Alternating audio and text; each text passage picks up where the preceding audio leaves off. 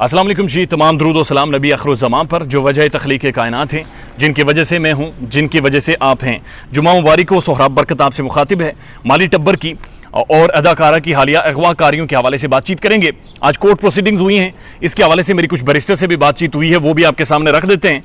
लेकिन जो debate of the town है वो है कि दाग दहलवी साहब का ये शेर कि तुम्हारे ख़त में नया एक सलाम किसका था, ना था रकीब तो आखिर वह नाम किसका था, आखिर उस तस्वीर में पाँव किसका था, जो डिबेट ऑफ द टाउन है उसके हवाले से आपको बता दें कि 33 रुकनी ये जो टब्बर नामजद है, सारा गैंग नामजद है, इनमें से 31 लोगों ने अपने व्हाट्सएप स्टेटसेस के ऊपर मेरे पास इतलात पहुंची हैं और स्क्रीनशॉट भी पहुंचे हैं। वहां पर इन्होंने अपने पैरों की तस्वीरें लेकर पोस्ट कर दी हैं और इन्होंने क्लियरली कहा है कि देख लें जी, हमारा पैर नहीं था, यानी वो वाला पैर हमारा नहीं था जो पैर पकड़कर ज़ैद सोता है।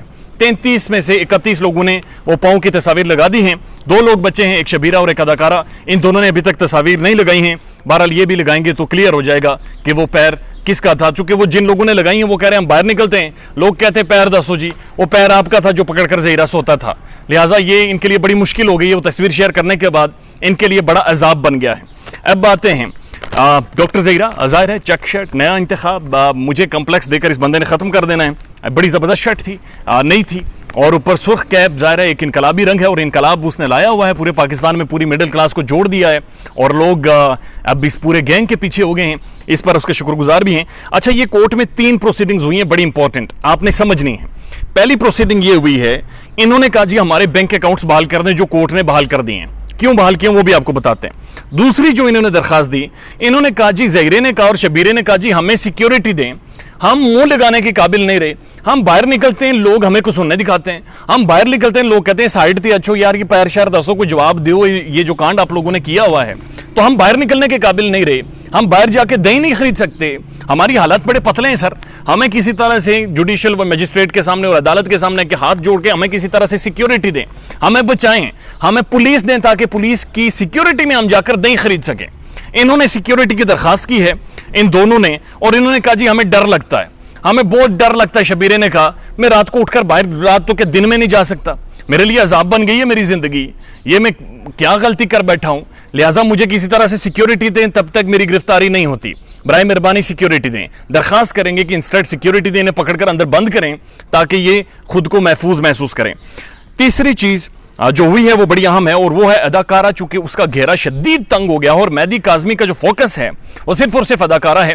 उनके ऊपर तौहीन अदालत का जो मुकदमा है वो बाकायदा मामला मुकम्मल तौर पर chief justice Sindh high court को भेज दिया गया है और आइन का आर्टिकल 204 इस बारे में क्लियर हदायत भी दे रहा है। तो उसका जो अंजाम है वो तो पूरी तरह से होगा ही होगा।